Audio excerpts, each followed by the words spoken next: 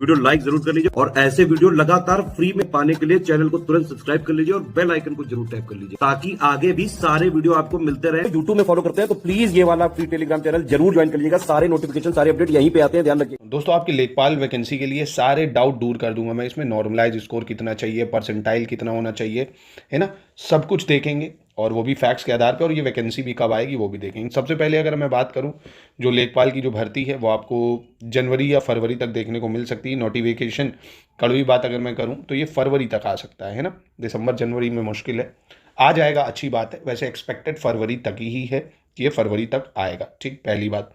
आयु सीमा आपको पता ही है 18 से 40 साल होती है। SC ST के लिए 5 वर्ष की छूट मिलती है, OBC के लिए 3 वर्ष की छूट मिलती है। इसमें सिर्फ और सिर्फ क्या मांगा जाता है, आप 12th पास होने चाहिए। ठीक, PET में वैध स्कोर होना चाहिए आप, है ना। PET अगर जिसने नहीं दिया होगा वो इस फॉर्म को नहीं भर सकता है, पहले तो वही हट जाओ, PET जिसने नहीं दिया है। और शुल्क उल्क से मतलब नहीं, 25 रुपये 50 रुपये जो भी लगता है, ठीक है। अब सबसे पहले ये पुराना पैटर्न है, पुराना एग्जाम पैटर्न, कि पुराना एग्जाम पैटर्न क्या था, अब नया पैटर्न क्या होगा।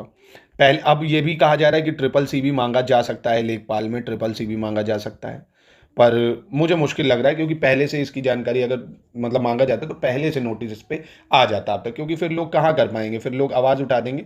तो अभी मुश्किल है, आगे हो सकता है मांगा जाए, जैसे वीडियो वगैरह में मांगा जाने लगा है। तो अभी ऐसा कुछ नहीं है, तो ये 99% नहीं ही मांगा जाएगा, क्योंकि नोटिफिकेशन आएगी फिर लोग करेंगे नहीं, बवाल मचा देंगे। तो अभी निश्चिंत रहो। पहले 25 हिंदी आती थी, 25 GK आती थी जिसमें UP GK मेनली होती थी, 25 गणित आते थे और 25 ग्रामीण विकास आता था, है ना। 100 क्वेश्चन 100 नंबर 2 घंटे। अब नया पैटर्न कह रहे हैं क्या होगा। अब नए पैटर्न में कहा जा रहा है कि मैथ्स के 10 सवाल आएंगे भाई, और कंप्यूटर के 15 सवाल आ सकते हैं। हिंदी जो है आपकी 15 सवाल होंगे, UP GK के 20 सवाल हो सकते हैं, GS के आपके 15 सवाल और बाकी ग्रामीण परिवेश के 25 सवाल। तो वही चीज़ है, 100 सवाल ही होंगे और 100 क्वेश्चन मतलब 100 सवाल 100 नंबर के ही होंगे, वही 2 घंटा। पर ये चीज़ें बदल जाएंगी, है ना। अब ये अभी इस पर ऑफिशियली जानकारी नहीं मिली है, अभी एक्सपेक्टेड यही है, क्योंकि PET अब जितने एग्जाम करा रहा है UP GK कंप्यूटर मस्ट हो गया है। तो इसी आधार पर आप तैयारी ज्ञान सर एजुकेशन ऐप पे कर भी सकते हैं। पूरी तैयारी हम करवा रहे हैं लेटेस्ट एंड पैटर्न के अनुसार। नोट्स भी आपको मिल जाएंगे, ज्ञान sir education app play store से मिल जाएगी। अब बात आती है कि कौन कौन इसको दे पाएगा। देखो, पिछली वैकेंसी की अगर बात करें, जो PET 2021 से लोगों को सेलेक्ट किया गया था, तो नॉर्मलाइज स्कोर के आधार पर पहली चीज़ लिया जाता है आपको। भाई 2 तरह के स्कोर है, एक रॉ स्कोर है, एक नॉर्मलाइज्ड स्कोर है, फिर आपका परसेंटाइल बनता है।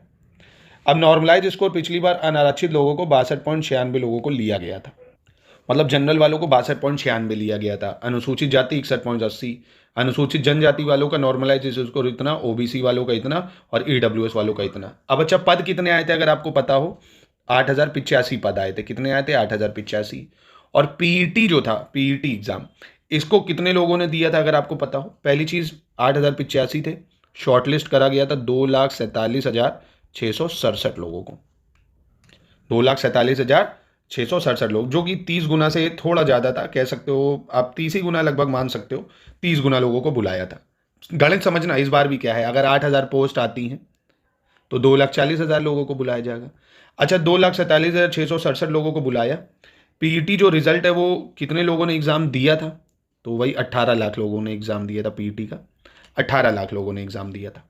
अब 18 लाख लोगों ने दिया और 2,47,647 को बुलाया, यानी लगभग मैं मान रहा हूँ 12 से 13 परसेंटाइल के आसपास लोगों को बुलाए, यानी 87 परसेंटाइल के आसपास। पहले आप इस परसेंटाइल का गणित समझ लो, आपको सोचोगे क्या। देखो किसको मौका मिलेगा, मैं परसेंटाइल की बात करूंगा, ध्यान रखना, परसेंटाइल की, ना नॉर्मलाइज स्कोर की।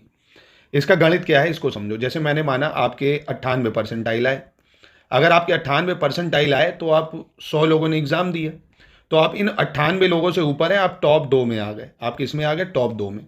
यानी अगर आपके 98 परसेंटाइल हैं तो आप 2% लोगों में आ गए। और इस बार पेपर कितने लोगों ने दिया है, शायद मुझे लगता है 19,43,000 लोगों ने पेपर दिया है। तो इनका 2% अगर आप निकालोगे तो कितना आ गया, टॉप 38,000 लोगों में आप आ गए। तो चाहे जितनी कम पोस्ट आएंगी, अगर मैंने मान लिया लोअर पीसेस की 1500 पोस्ट आती हैं, 30 गुना बुलाया जाएगा, 15 3 कितना हो गया, 45,000, तो आपको मौका मिल जाएगा। तो 98% वाले तो सेफ हैं। ये गणित है परसेंटाइल निकालने का। ऐसे ही लेखपाल का है भाई, अगर लेखपाल में 8,000 पद आएंगे तो 8 त्रिक 24, 2,40,000 लोगों को बुलाया जाएगा। ठीक है, अब 2,40,000 अगर मैं ये मानिए 19,43,000 लोगों ने दिया है, इसका कितना परसेंट 2,40,000 होगा, सिंपल सा गणित है, इसमें ज़्यादा दिमाग नहीं लगाना है ना। तो 19,43,000 लोगों ने दिया, अगर 8,000 पोस्ट आती हैं तो आप इसका परसेंटाइल देखोगे तो मुझे लगता है जितने आपके 85-84 परसेंटाइल से प्लस वाले होंगे उनको बुलाया जाएगा इसमें, है ना। तो ये चीज़ें हैं। तो मोटा मोटा इस बार भी यही है, जिसके नंबर 60 प्लस हैं जनरल में, है ना, 60 प्लस हैं जनरल में, वो लेखपाल की तैयारी कर सकता है, ठीक है। और अनुसूचित जाति में भी यही मान ले भाई, इसी के आसपास। अनुसूचित जनजाति वाले 50 तक में अपने आप को मान लें, एसटी तक में 50 तक में उनका काम हो सकता है, 45-50 में काम हो जाएगा उनका। ओबीसी वाले जनरल के आसपास ही है, ईडब्ल्यूएस ओबीसी जनरल ये सामान्य ही समझे। बाकी विकलांगजन 50, महिला 64 और स्वतंत्रता संग्राम सेनानी ये। तो इसी के रेंज में आप रहोगे, इसी हिसाब से आप तैयारी करो, पूरी तैयारी कर सकते हो। कोई डाउट है तो पूछ सकते हो कमेंट बॉक्स में।